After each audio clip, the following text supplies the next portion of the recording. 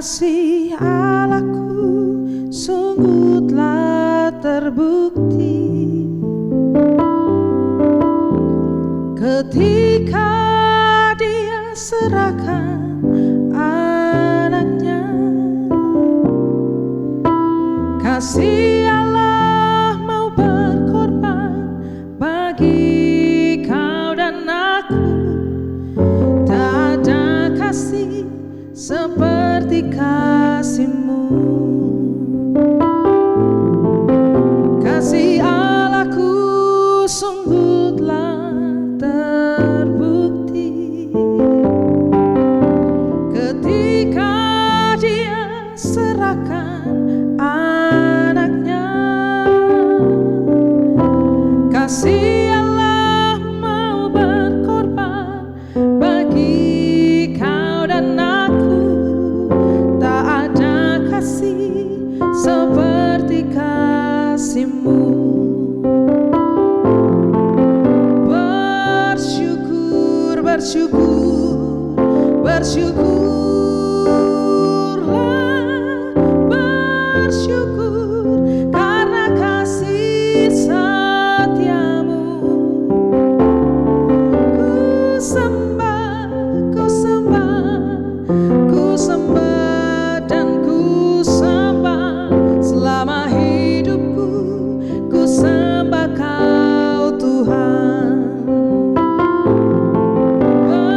Bersyukur, bersyukur, bersyukurlah, bersyukur karena kasih setia-Mu. Ku sembah, ku sembah, ku sembah dan ku sembah selama hidupku, ku sembah Kau Tuhan. Selama hidupku, ku sembah Kau Tuhan. Selama hidupku, ku sembah Kau Tuhan.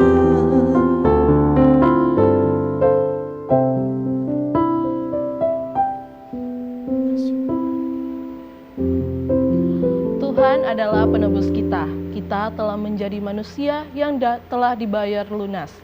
Tidak hanya diselamatkan untuk kekekalan, tetapi kita juga menjadi bagian dari diri Allah. Shalom pemirsa TVRI dimanapun Anda berada, senang sekali saya Vanessa Michelle kembali menemani Anda dalam program Mimbar Agama Kristen. Dan tentu saja pada hari ini telah bersama saya seorang hamba Tuhan, Pendeta Roynal S. Mumek MTH pada hari ini. Shalom Pak Pendeta. Juga. Dan tentu saja pemirsa kita akan membahas satu tema ya sesuai dengan ayat firman Tuhan dalam Ibrani 9 ayat 15, yaitu tema kita pada hari ini, Kristus Yesus Sang Penebus Dosa.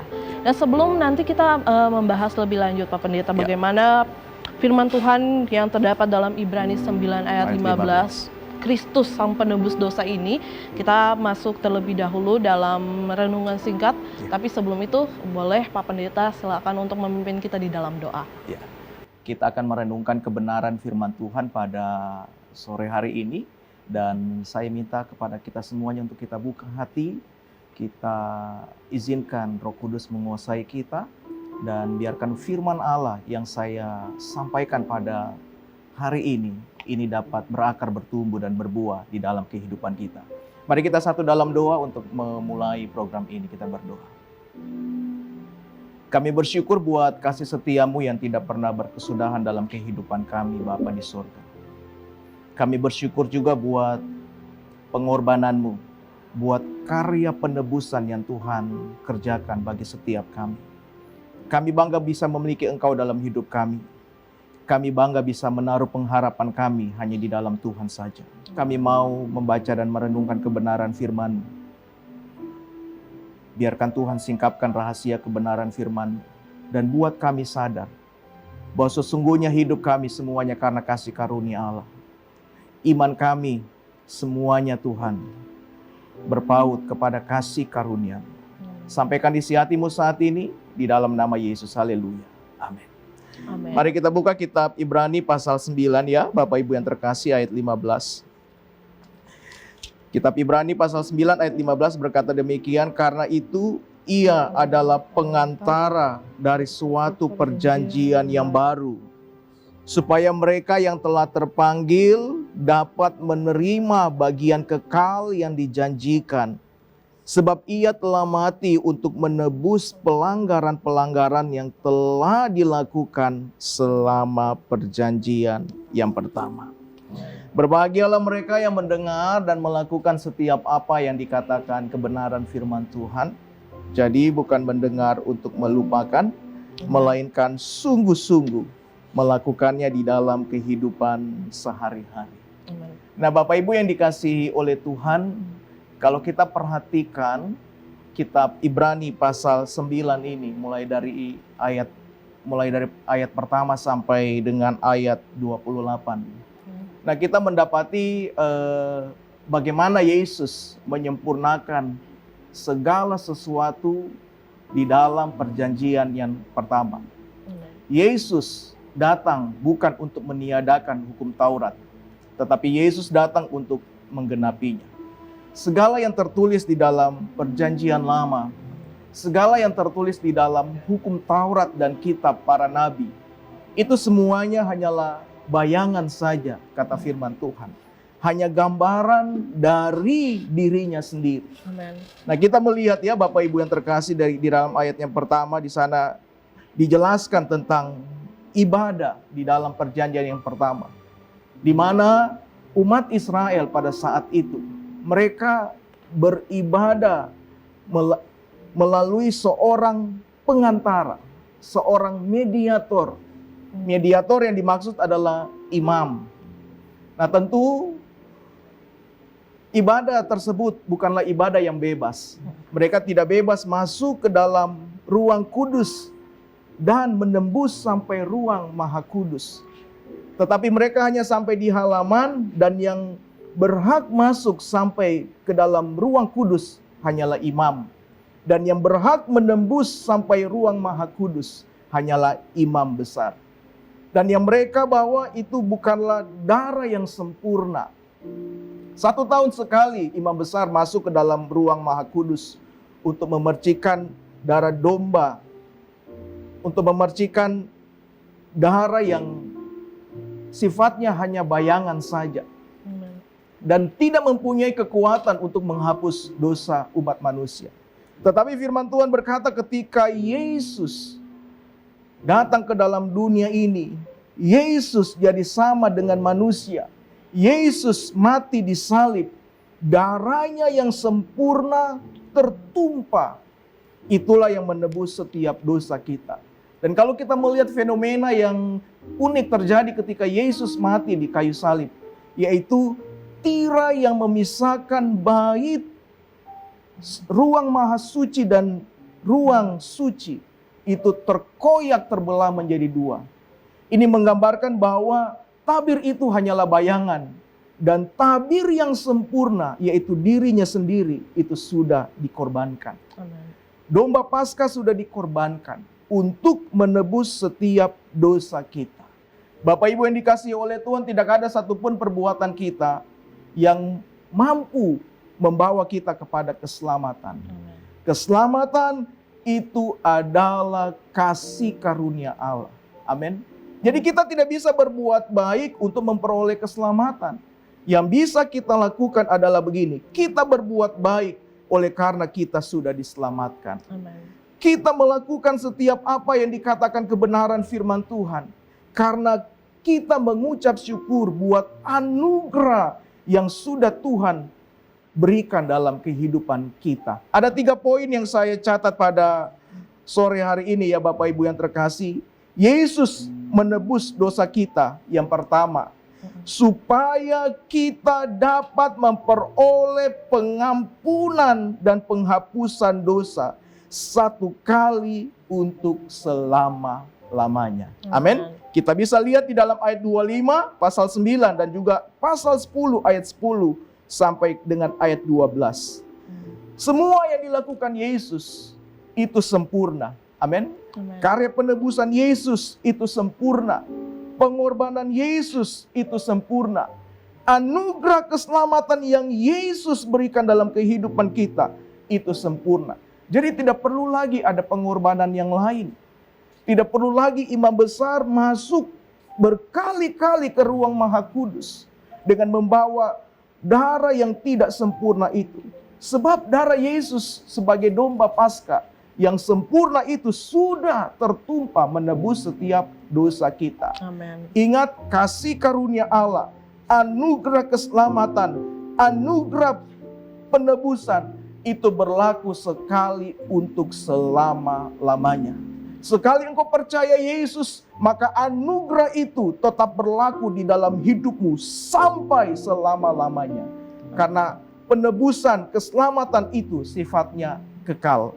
Yang kedua, yang saya catat, Yesus Kristus menebus dosa kita supaya kita dapat menerima bagian dalam kehidupan yang kekal.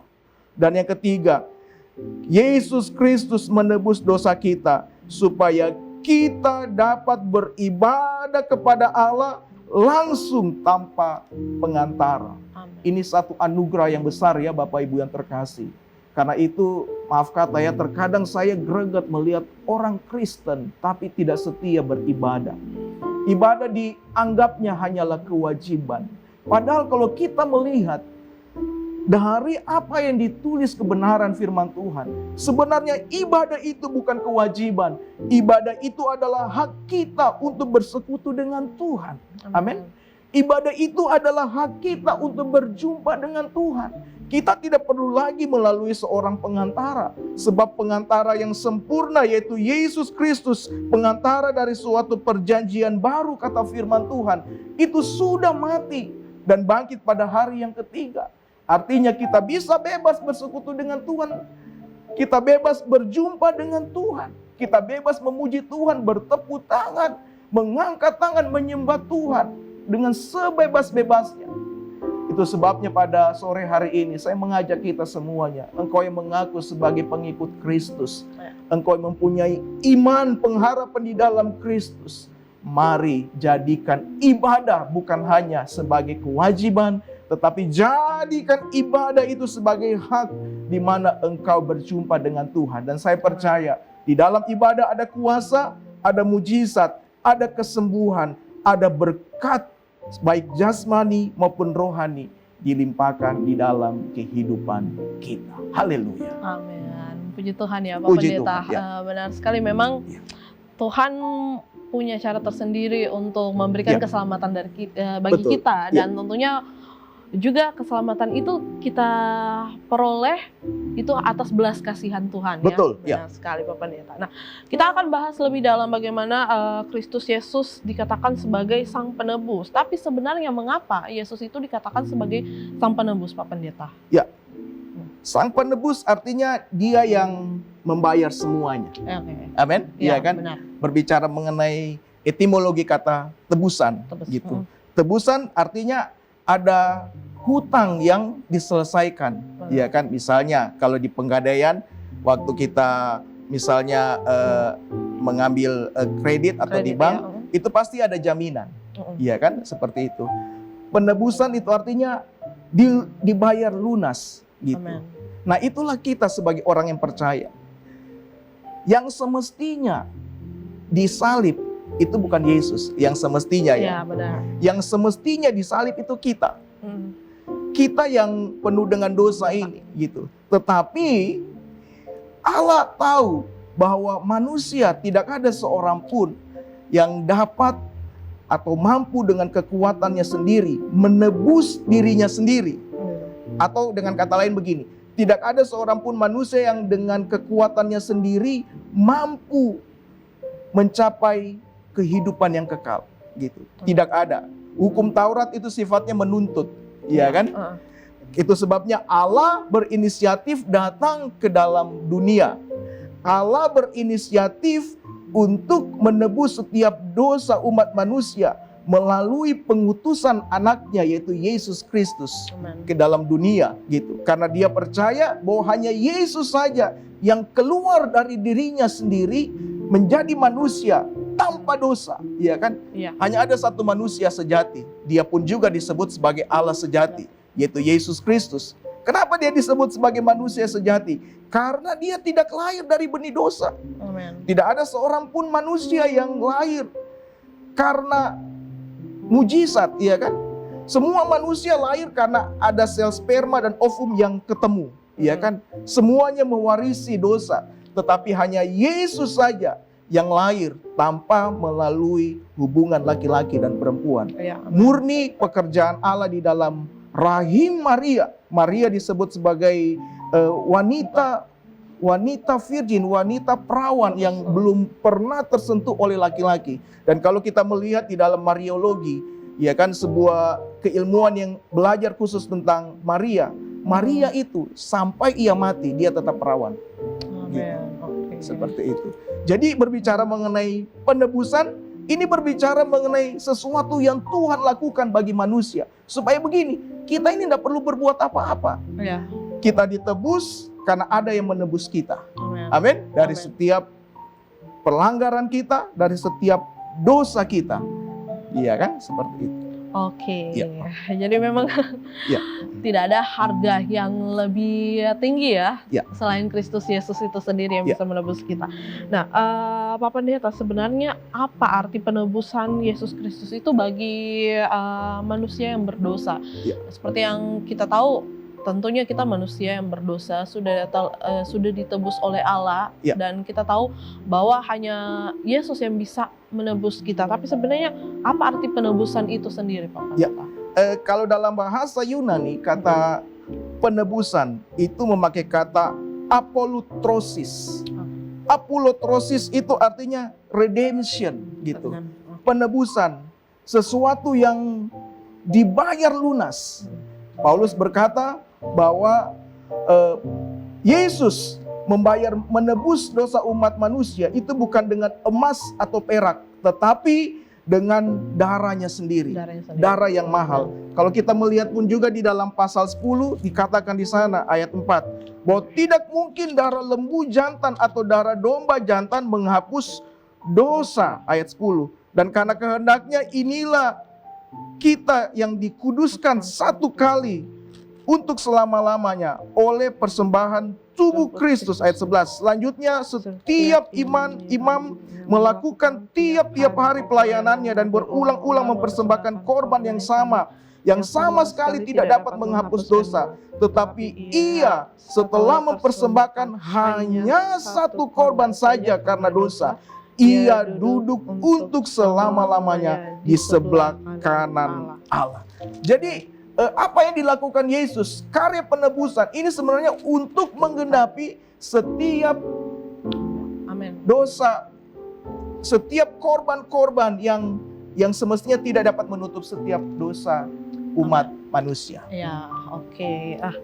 Pak Pendeta, kita masih bakal membahas lebih lanjut ya Pak Pendeta soal bagaimana Kristus Yesus sang penebus dosa ini. Dan tentunya sebelum pembahasan kita yang makin dalam dan makin panjang, kita dengarkan pujian yang satu ini. Haleluya.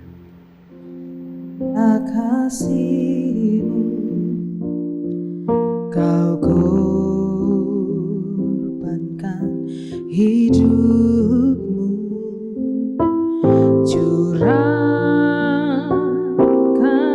darahmu sebagai ganti dosaku.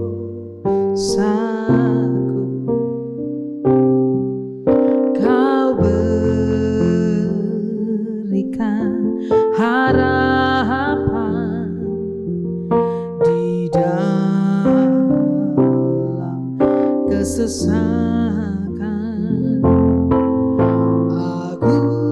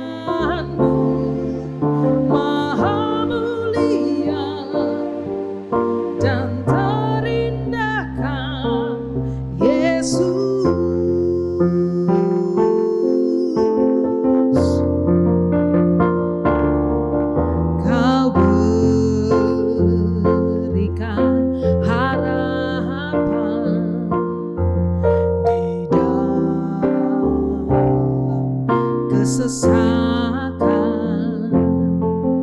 Agunglah perbuatanmu, Yesus Tuhan penebusku.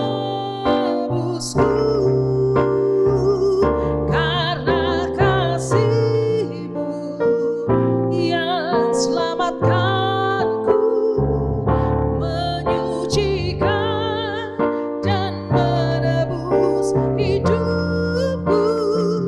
Ku naikkan syukur buat pengorbananmu, Maha mulia dan terindah Yesus. Maha mulia dan terindah Yesus.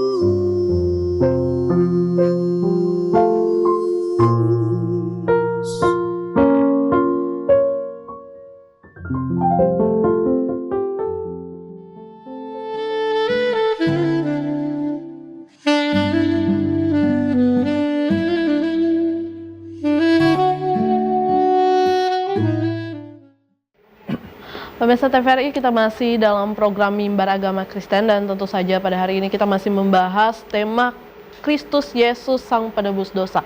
Setelah tadi Pak Pendeta kita sudah membahas bagaimana Yesus disebut sebagai Sang Penebus dan apa arti penebusan Yesus itu terhadap kita manusia yang berdosa. Betul Pendeta. sekali. Nah, bicara soal penebusan tentunya ada harga yang dibayar, yaitu darah. Darah Kristus itu sendiri. Nah, sebenarnya apa yang dimaksud dengan darah Kristus, sebagai penebusan? Jadi sebelum saya membahas definisi dari darah Yesus, gitu, saya ingin menjelaskan begini, gitu. Di dalam Perjanjian Lama, semua sistem peribadatan itu memakai darah. Gitu, seperti itu ya. Jadi kalau kita melihat ya dari pasal 9 ini, dari ayat pertama bahkan di dalam pasal-pasal sebelumnya, gitu. Di sana dijelaskan tentang perjanjian yang pertama, di mana keimamatan dan sistem peribadatannya itu semuanya bersifat fisik. Dan firman Tuhan berkata bahwa itu semuanya hanyalah gambaran dari yang sempurna yang akan tiba nantinya, yaitu Yesus Kristus, gitu. Jadi setiap kali mereka mau melakukan peribadatan, setiap kali imam besar masuk ke dalam ruang Maha Kudus, yang dibawanya itu adalah darah, gitu. Jadi darah tujuannya untuk apa? Tujuannya untuk pengampunan, gitu. Namun, gitu, firman Tuhan menuliskan bahwa pasal 10 ayat 4, sebab tidak mungkin darah lembu jantan dan darah domba jantan itu menghapus dosa. Begitu.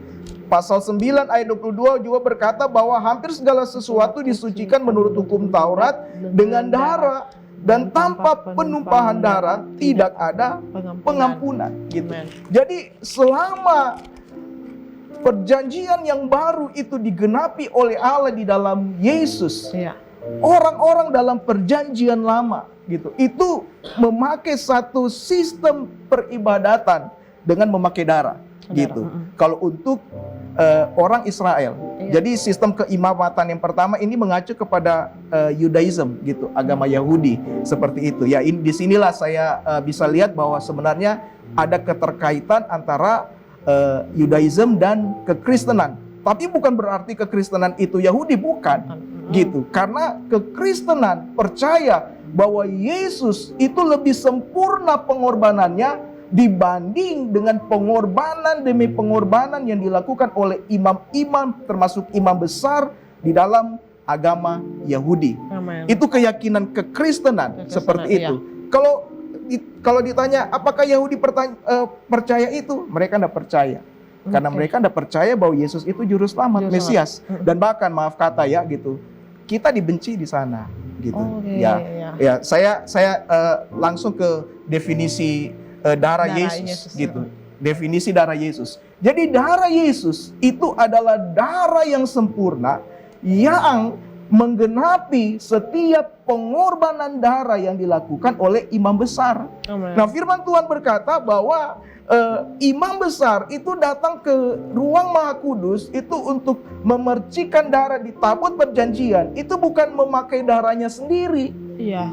tetapi mereka membawa darah korban hewan, gitu, baik itu darah lembu ataupun darah domba, seperti itu. Tapi ketika Yesus datang, perjanjian yang baru itu tiba, yang lebih sempurna, maka perjanjian yang pertama itu dibatalkan. Saya teringat di dalam kitab 1 Korintus ya. Coba kita mundur sebentar. Oke. Paulus menyampaikan di dalam konteks kasih, tetapi saya percaya ini pun juga ada sangkut pautnya dengan karya penebusan Yesus. 1 Korintus 13 ayat 10, firman Tuhan bilang begini. Tetapi jika yang sempurna tiba, maka yang tidak sempurna itu akan lenyap. Atau dengan kata lain begini, ketika yang sempurna itu datang, maka yang tidak sempurna itu dibatalkan. Artinya ketika Yesus sudah menggenapi semua karyanya, itu karya penebusan yang kita sebut sebagai hari di mana Yesus menebus setiap dosa kita ya. Seperti hari Jumat Agung, Paskah gitu ya, perayaan-perayaan itu ya, gitu seperti itu ya. Memang itu adalah puncaknya. Dan saya lebih senang menyebut hari perayaan cinta yang sebenarnya itu bukan Valentine. Oke. Hari perayaan cinta yang sebenarnya itu adalah hari Jumat Agung. Di mana Allah sudah membuktikan kesetiaannya, kasihnya kepada setiap kita umat manusia. Firman Tuhan berkata di dalam Yohanes 3 ayat 16, karena begitu besar kasih Allah akan dunia ini, sehingga Dia mengaruniakan anaknya yang tunggal. Sehingga setiap barang siapa yang percaya kepadanya tidak binasa, melainkan beroleh hidup yang kekal. Jadi berbicara mengenai darah Yesus, ini darah yang mahal. Kemahalan darah Yesus bukan diukur secara materi. Kemahalan darah Yesus bukan diukur secara nominal uang ataupun emas dan perak. Tetapi kemahalan atau mahalnya darah Yesus itu ditentukan dari betapa besarnya kasihnya kepada kita umat manusia. Darah yang sempurna, darah yang sanggup menghapus setiap dosa umat manusia. Kalau darah sebelumnya, darah hewan itu cuma nutup. Itu ibaratnya begini ya. Ibaratnya darah ini dosa, ini darah hewan, cuma ditutup. Dosanya tetap ada tapi tidak kelihatan. Gitu. Aibnya tetap ada tetapi tidak kelihatan. Tetapi ketika Yesus datang, dosanya dihapus gitu. Seperti papan putih yang dituliskan terus dihapus pakai penghapus. Bersih, bukan berarti ada lagi. Sudah tidak ada dosa lagi. Makanya tidak perlu lagi pengorbanan berikutnya. Karena Yesus sudah masuk satu kali untuk selama-lamanya menebus setiap dosa kita umat manusia. Haleluya. Amin, puji Tuhan. Puji Tuhan. Pak Pendeta, setelah tadi kita bahas bagaimana darah Yesus itu menjadi satu bukti bahwa kasih Tuhan kepada kita ya, Dia mengaruniakan anak yang tunggal sehingga kita memiliki hidup yang kekal gitu. Nah, Pak Pendeta, tapi sebenarnya pada saat kita manusia yang kita tahu kita adalah manusia yang berdosa dan kita juga tahu Yesus sudah menebus kita di kayu salib ya. Tapi kita masih manusia yang berbuat dosa nih Pak Pendeta. Apakah penebusan itu batal berlaku atau tidak berlaku? Ya. Penebusan tidak batal berlaku. Penebusan yang dilakukan oleh Yesus itu tidak dapat dibatalkan. Dan penebusan yang dilakukan oleh Yesus itu berlaku untuk menebus dosa-dosa umat manusia pada zaman perjanjian yang pertama dan pada zaman perjanjian baru dan pada zaman sampai saat ini gitu.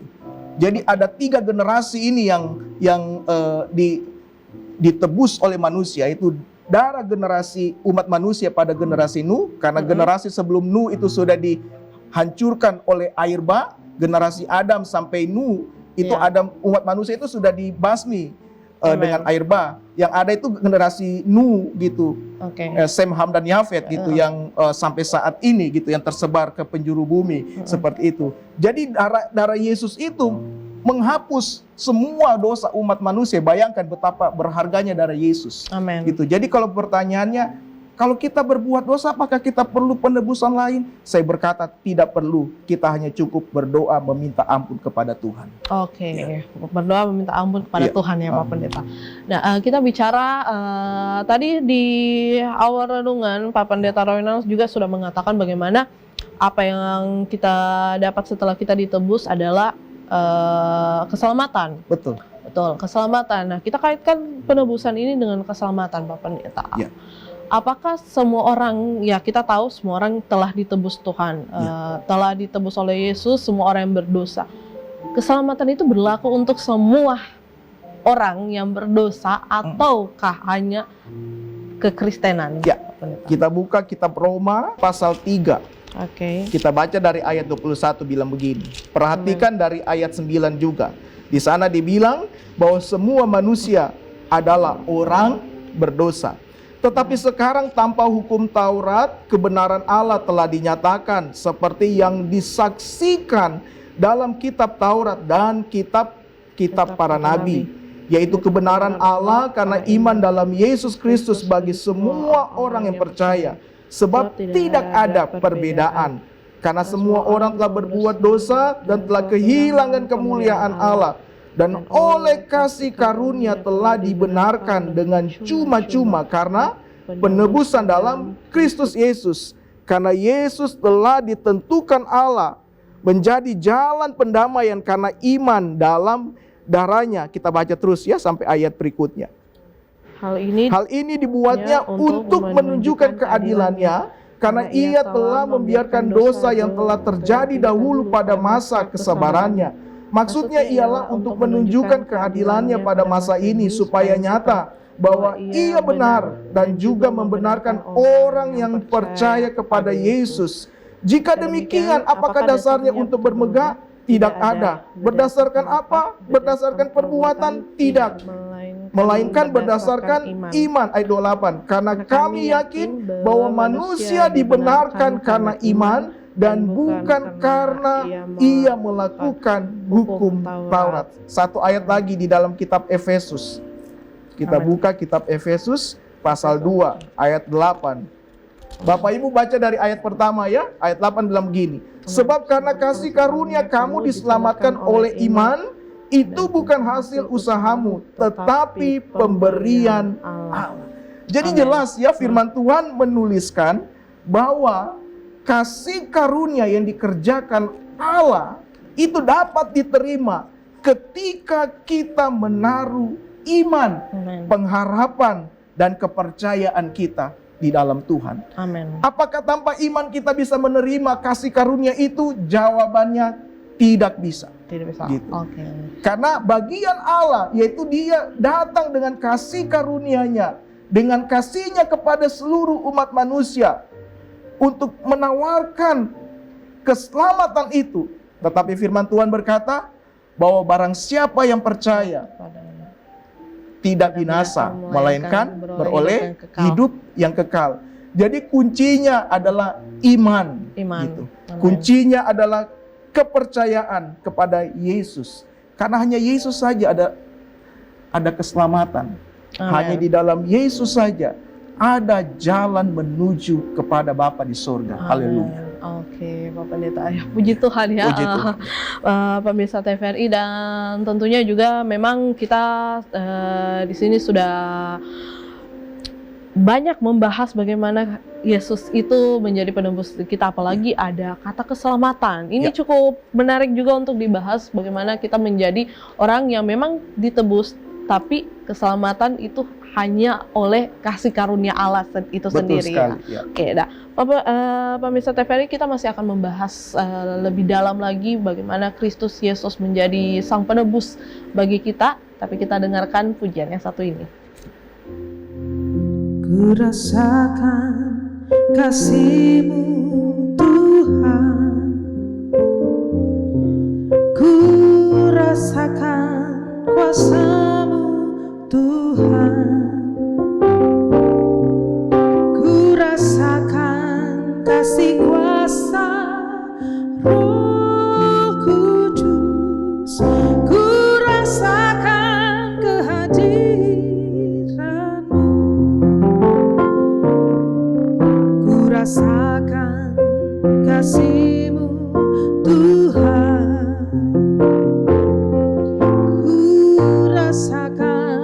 kuasa-Mu Tuhan.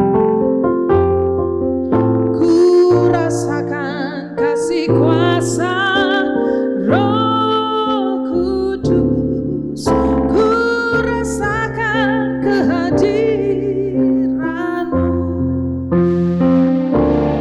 Curahkanlah kuasa-Mu Tuhan, mujizat terjadi di tempat ini. Curahkanlah kuasa-Mu Tuhan, mujizat terjadi sekarang ini.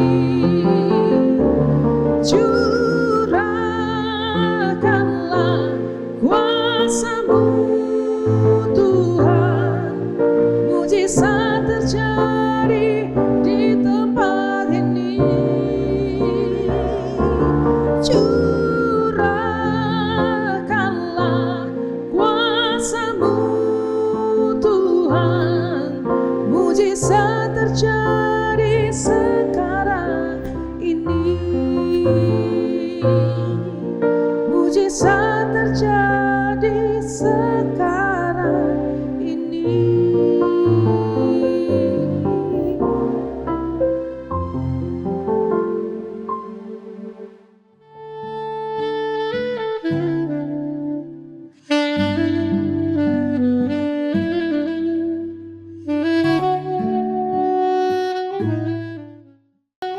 Puji Tuhan pemirsa TVRI, kita masih dalam program Mimbar Agama Kristen dan Pak Pendeta Ya. Roynal. Kita sudah membahas tadi bagaimana keselamatan dan juga penebusan ya dari Yesus Kristus itu sendiri kepada kita orang berdosa itu ada kaitannya. Ya. Dan kita bahas lagi nih soal keselamatan Pak Pendeta. Mungkin orang Kristen ini banyak berpikir iya kita adalah manusia yang ditebus, telah dibayar lunas. Tapi untuk mempunyai keselamatan yang dari Allah itu sendiri itu adalah kasih karunia oleh Allah. Ya. Nah, kita tidak bisa memiliki, kita bisa diselamatkan atau tidak.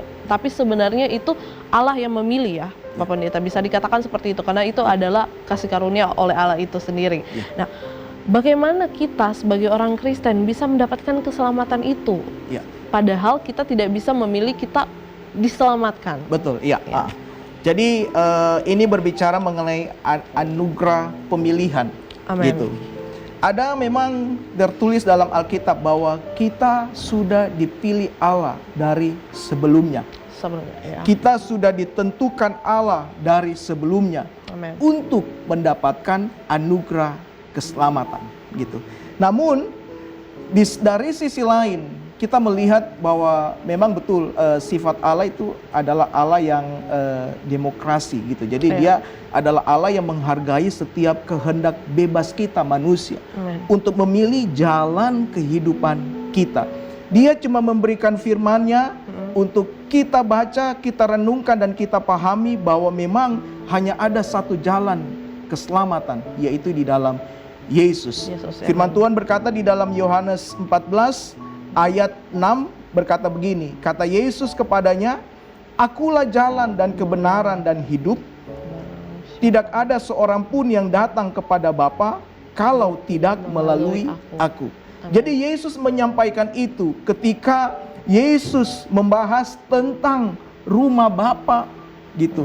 Yang adalah sorga yang abadi itu. Amen. Gitu, seperti itu ya. Gitu. Jadi dia berkata bahwa hanya ada satu jalan gitu menuju ke sorga. Hanya ada satu jalan menuju kepada kehidupan yang kekal, yaitu melalui dirinya sendiri. Amen. Melalui Yesus. Melalui Seperti Yesus itu. Kitab Kisah Para Rasul juga menuliskan hal yang sama. Kisah Para Rasul 4 ayat 12. Dan keselamatan tidak ada di dalam siapapun juga selain di dalam Dia. Sebab di bawah kolong langit ini tidak ada nama lain yang diberikan kepada manusia yang olehnya kita dapat diselamatkan. Amen. Jadi bagian kita adalah begini, kita memilih untuk percaya. Gitu. Bagian Allah, Dia sudah memilih kita, menetapkan kita, ya kan, untuk menjadi orang-orang pilihannya dari sejak mulanya, gitu. Namun dari perjalanan kehidupan ini, Kita manusia diberikan Allah kehendak bebas. Amin. Gitu. Ingat waktu Adam dan Hawa pertama kali diciptakan Allah dan ditaruh di Taman Eden, ya kan? Tuhan kan sudah berfirman gitu. Semua buah dalam taman ini boleh engkau makan, ya kan? Tapi satu buah, yaitu buah pengetahuan yang baik atau yang jahat itu, yang baik dan yang jahat itu, jangankan engkau memakannya, engkau menyentuhnya saja tidak boleh, karena engkau akan berdosa. Amen. Engkau akan ditelanjangi. Manusia sudah mengetahui firman itu, tetapi nyatanya manusia melanggarnya, memilih untuk melanggar setiap apa yang dikatakan firman Tuhan. Maka sampai saat ini kita sudah mewarisi dosa itu. Seperti itu ya kan. Jadi kita belajarlah dari nenek moyang kita, Adam dan Hawa ya, gitu. Karena sudah melanggar firman, firman sudah diberikan. Allah tidak salah. Ya kan, Allah sudah memberikan firman, ini aturannya, ini SOP-nya ya kan. Ini yang mesti kamu taati ya gitu. Dalam taman ini semua boleh kamu makan gitu. Baik itu yang buah-buah, sayur-sayuran ya kan, yang kaki 2, kaki 4 ya kan, yang ada di air ataupun yang ada di udara, semua boleh dimakan. Saat itu belum ada Taurat gitu. Jadi semuanya boleh dimakan. Seperti itu ya. Tapi hanya ada satu buah yang tidak boleh dimakan, buah pengetahuan baik dan yang jahat. Karena ketika engkau memakannya pasti engkau akan mati. Artinya engkau akan ditelanjangi oleh dosa. Tapi pada dasarnya manusia lebih mengikuti apa yang dikatakan iblis kebanding apa yang dikatakan firman Tuhan. Maka dosalah yang berkuasa pada saat itu dalam kehidupan manusia. Dari situ kita belajar bahwa sesungguhnya ada kehendak bebas yang mesti kita sadari dalam hidup kita ini, supaya begini, kita bebas memilih dengan kedewasaan penuh bahwa dari setiap pilihan kita ada konsekuensi yang akan kita terima. Amen. Seperti itu. Jadi dari sini saya ingin berkata, kalau kita ingin mendapatkan hidup yang kekal, kalau kita ingin diselamatkan, maka pilihlah jalan dan kebenaran dan kehidupan itu, yaitu Yesus Kristus. Haleluya. Puji Tuhan ya Pak Pendeta. Memang benar ya Pak Pendeta, kita manusia kadang sering menyalahkan Tuhan terhadap apa yang terjadi dalam hidup kita, padahal itu sebenarnya pilihan kita sendiri. Bisa dibilang seperti itu. Nah, Pak Pendeta, bagaimana caranya kita itu bisa mengimplementasikan penebusan Tuhan ke dalam kehidupan kita. Kita tahu bahwa kita sudah ditebus, bahkan mungkin kita bisa dikatakan juga kita sudah diselamatkan. Pilih Allah untuk diselamatkan. Nah, bagaimana caranya kita itu bisa terus berada dalam lingkungan Tuhan, perlindungan Tuhan, sehingga kita bukan menjadi manusia yang sembarangan berbuat dosa atau apalagi salah memilih, Pak Pendeta. Bagaimana caranya kita mengimplementasikan? Kita buka kitab Yohanes lagi. Kitab Yohanes pasal 15 ayat pertama sampai ayat 8, firman Tuhan bilang begini. Ini sebuah perumpamaan ya, yang Yesus sampaikan tentang bagaimana cara kita tetap berada di dalam keselamatan itu. Akulah pokok anggur yang benar dan Bapakulah pengusahanya. Sebab ranting padaku yang tidak berbuah dipotongnya, dan setiap ranting yang berbuah dibersihkannya, supaya ia lebih banyak berbuah. Kamu memang sudah bersih karena firman yang telah kukatakan kepadamu. Tinggallah di dalam aku dan aku di dalam kamu. Sama seperti ranting tidak dapat berbuah dari dirinya sendiri kalau ia tidak tinggal pada pokok anggur. Demikian juga kamu tidak berbuah jikalau kamu tidak tinggal di dalam aku. Akulah pokok anggur dan kamulah ranting-rantingnya. Barang siapa tinggal di dalam aku dan aku di dalam dia, ia berbuah banyak. Sebab di luar aku kamu tidak dapat buat apa-apa. Barang siapa tidak tinggal di dalam aku, ia dibuang keluar seperti ranting dan menjadi kering. Kemudian dikumpulkan orang dan dicampakkan ke dalam api lalu dibakar.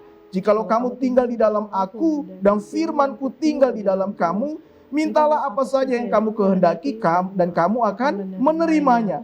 Dalam hal inilah Bapakku dipermuliakan, yaitu jika kamu berbuah banyak, dan dengan demikian kamu adalah murid-muridku. Kata apa yang sering diulang-ulang Yesus di situ, di dalam nas ini? Kalau kita perhatikan dari ayat pertama sampai ayat 8, kata yang sering diulang-ulang oleh Yesus yaitu apa? Aku Tinggal di dalam tinggal di dalam Dia. aku dan tinggal di luar aku. Iya. Orang yang tinggal di dalam Tuhan, dia akan berbuah banyak, kata firman Tuhan. Tetapi orang yang tinggal di luar Tuhan, ia akan menjadi kering. Amin. Jadi ilustrasi tentang pokok anggur ini menggambarkan tentang kehidupan kita. Iya. Orang-orang yang percaya yang tinggal dalam Tuhan. Kalau kita ingin anugerah keselamatan itu tetap berlaku dalam hidup kita, maka kita tinggal di dalam Tuhan. Amin. Anugerah keselamatan tidak bisa hilang. Tidak bisa Gitu. ya. Yang terhilang adalah kita orang-orang yang percaya. Ibarat rumah ini ya, ibarat gedung ini. Kalau kita keluar dari gedung ini, maka kita akan merasakan panasnya terik matahari, napanenya palu, iya kan? Hujan kalau lagi hujan. Tetapi kalau kita berada di dalam ruangan ini, maka kita akan merasakan kesejukan. Amin. Gitu. Nah, demikian pula juga dengan kehidupan kita di dalam anugerah keselamatan. Anugerah keselamatan tidak dapat dibatalkan. Anugerah keselamatan tidak bisa hilang. Gitu. Yang terhilang adalah orang-orang yang percaya yang keluar dari anugerah itu. Jadi kalau kita tetap tinggal di dalam anugerah Tuhan, kita tetap tinggal di dalam Tuhan, kita tetap tinggal di dalam firman-Nya, maka anugerah itu akan berlaku, bukan akan, tapi terus berlaku di dalam kehidupan kita. Amin. Gitu. Haleluya. Amin. Puji Tuhan ya Pak Pendeta. Ya. Kita sudah cukup panjang membahas soal Kristus Yesus sang penebus. Bagaimana Dia selain menebus dosa kita, Dia juga menyiapkan satu hadiah, yaitu keselamatan untuk kita ya. Puji Tuhan Pak Pendeta. Nah, sebelum kita menutup program kita pada hari ini, dan juga Pak Pendeta kita dengarkan untuk penutup, renungan penutup setelah dari apa yang sudah kita bahas pada hari ini. Silakan Pak Pendeta. Saya mau menutup renungan kita saat ini dari ayat 25 pasal 10 kitab Ibrani. Kitab Ibrani pasal 10 ayat 25 bilang begini. Janganlah kita menjauhkan diri dari pertemuan-pertemuan ibadah kita seperti yang dibiasakan oleh beberapa orang. Tetapi marilah kita saling menasihati dan semakin giat melakukannya menjelang hari Tuhan yang mendekat. Tuhan sudah menebus kita. Tuhan sudah menganugerahkan keselamatan dalam hidup kita. Mari kita pakai itu sebagai sebuah kesempatan untuk kita memuliakan Allah. Amin. Bukan sebagai sebuah kesempatan untuk berdosa atau kita menyia-nyiakannya. Tetapi mari kita pakai setiap anugerah yang sudah Tuhan berikan. Karya penebusan yang sudah Tuhan kerjakan. Itu sebagai kesempatan untuk kita memuliakan Allah. Haleluya. Amin. Oke, Pak Pendeta, sekali lagi terima kasih, dan tentunya sebelum kita benar-benar mengakhiri program kita pada hari ini, silakan Pak Pendeta untuk memimpin kita di dalam doa. Oke, Bapak Ibu yang dikasihi oleh Tuhan, kita akan mengakhiri program ini di dalam doa. Mari kita berdoa. Pujian syukur kami persembahkan hanya bagi-Mu ya Allah di tempat yang maha tinggi. Kami sudah membaca dan merenungkan kebenaran firman-Mu, dan sungguh kami terpesona akan kebenaran firman-Mu yang menyadarkan kami dan terus menyadarkan kami bahwa betapa berharganya hidup kami.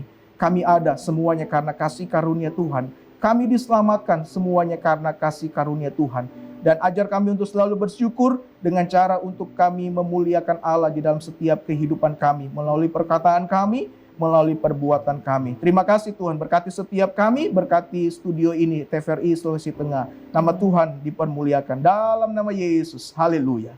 Amin. Amin. Puji Tuhan. Puji Tuhan, terima kasih sekali lagi Pak Pendeta Ronald, dan juga tentunya pemirsa TVRI, percayalah bahwa Tuhan selain menebus kita dan membayar lunas kita sebagai anak-anaknya, tapi juga Ia telah menyediakan keselamatan untuk kita semua. Dan percayalah bahwa apa yang kita lakukan itu harus berada dalam keselamatan atau lingkungan Tuhan itu sendiri. Dan saya Vanessa Michelle pamit undur diri. Shalom, sampai jumpa. Haleluya.